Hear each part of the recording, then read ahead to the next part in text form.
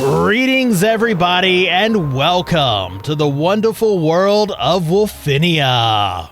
This is episode 275 of my Minecraft survival series, and in the last episode we did a little bit of work to the House of Leaves over here in the business district, and I'm thinking we're going to go ahead and pick up where we left off. Now, the House of Leaves is where we have our various foliage farms. We have our vine farm right here. We have our berry farm.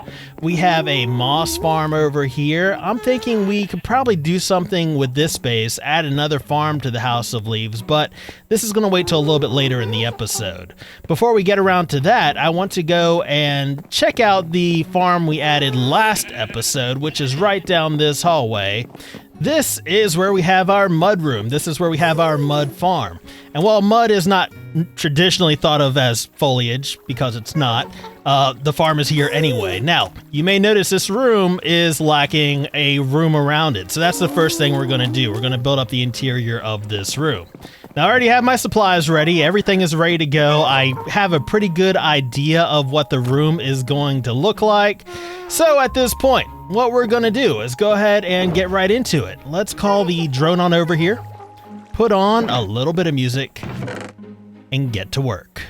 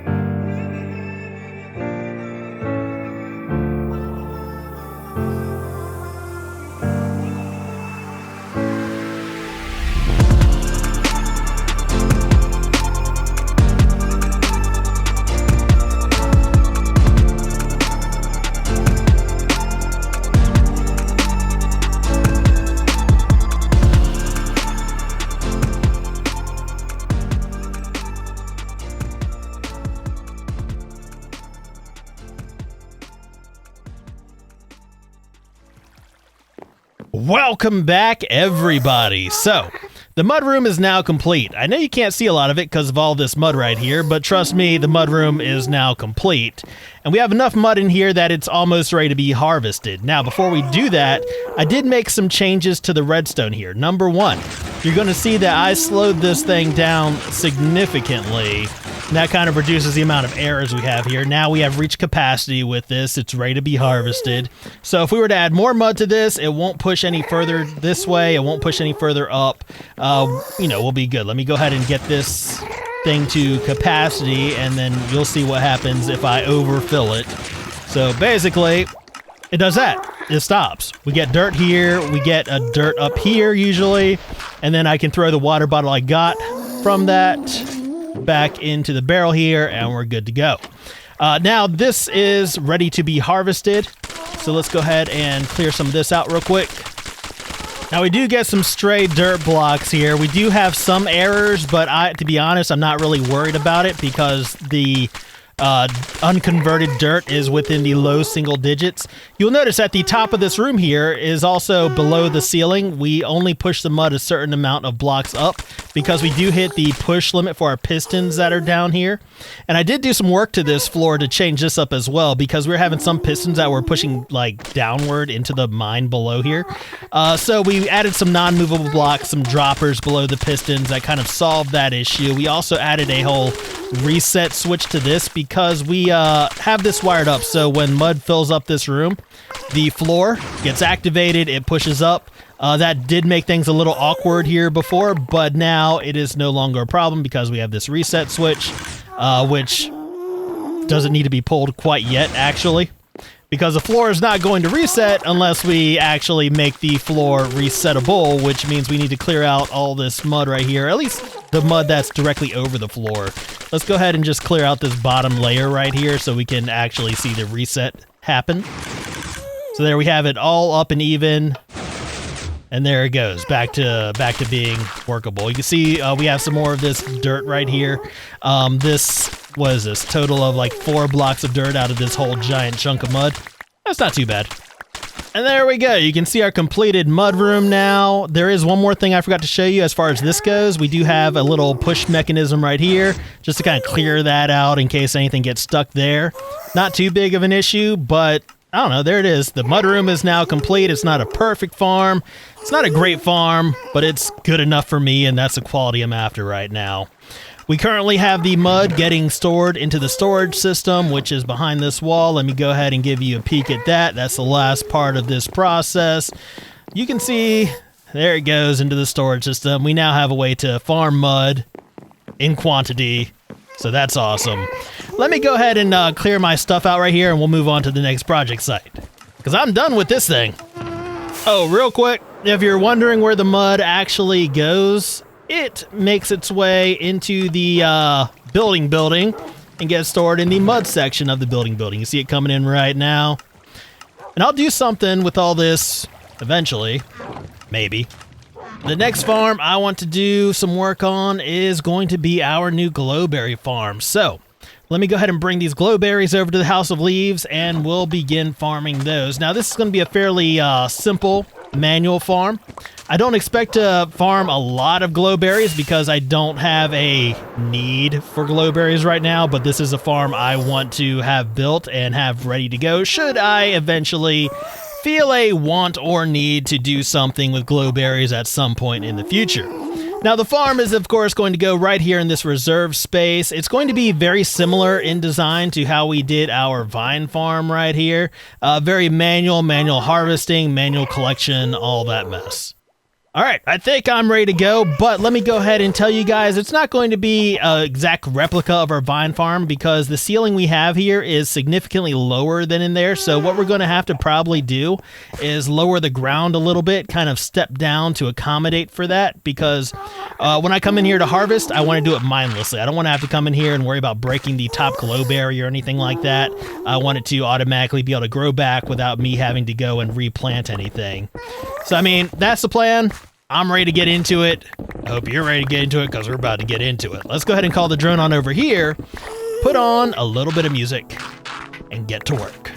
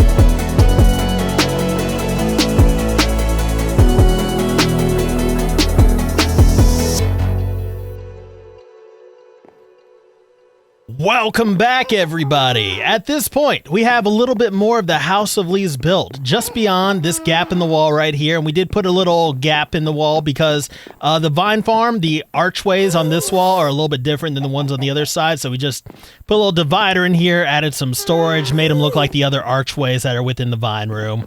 But just beyond this gap in the wall over here, we have our newest farm in the House of Leaves, our Glowberry Farm. Now, harvesting this farm is simple enough. All we really need to do is look straight up and just start hitting, and that will eventually break all these blocks, and we'll get our glowberries and all that stuff. Very easy to harvest. You'll notice the top glowberry thing does not break, so this will continue to grow back and be ready for another harvest whenever I actually feel like coming in here to harvest them.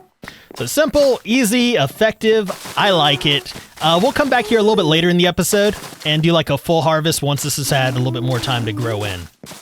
Then we got barrels on the wall here that provides us with a little bit of minor storage. We also, if we go over this way, have a hallway which does not provide us access to the glowberry room, but may in the future provide us with a means of expanding the House of Leaves should we, feel the need to.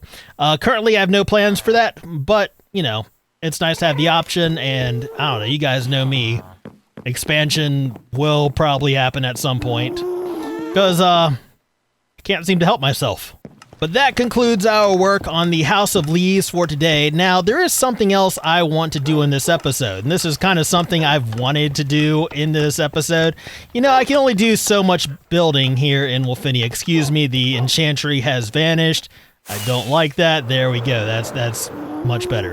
Anyway, I can only do so much building here in Wolfinia, and I'm just not in the mood to do any more building. What I'm really in the mood to do today is to continue to dig out this area around Wolfinia, continue to make Wolfinia into an island disconnected from all adjoining land masses.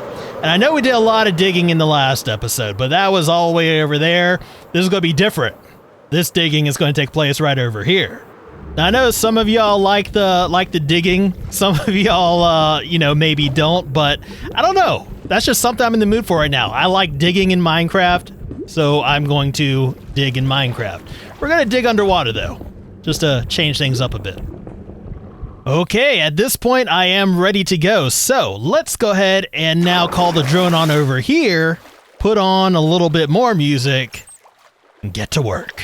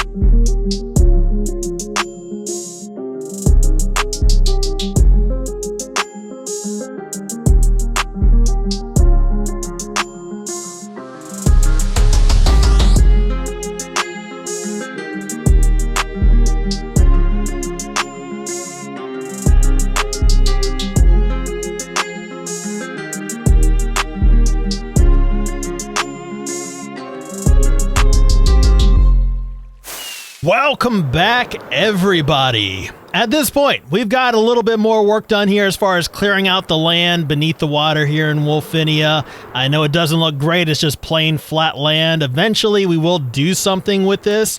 We will add terrain features to this. We will dress it up a bit, but as of right now, that is not a concern. Now, every time we end up clearing out land here, we always go through a couple things. Number one, we go through our incidental resources. Now, as incidental resources go, we did get a pretty decent amount of iron and coal from this whole ordeal. Then as far as tools go, you can see what we went through right here. We will probably have to do some mending before we finish off this episode, just so we can start the next one ready to go. Yeah, so before the storage system gets completely filled up, before we get a bunch of stone backing up, I want to go ahead and do some mending while stuff is getting put away. So that's what we're going to go ahead and take care of now, and I just realized I brought the wrong shulker box with me. That's fine, we have an ender chest in here, we can quickly exchange it. Excuse me, don't go anywhere. At this point, let's go ahead and call the drone on in here, put on a little bit of music, and get this taken care of.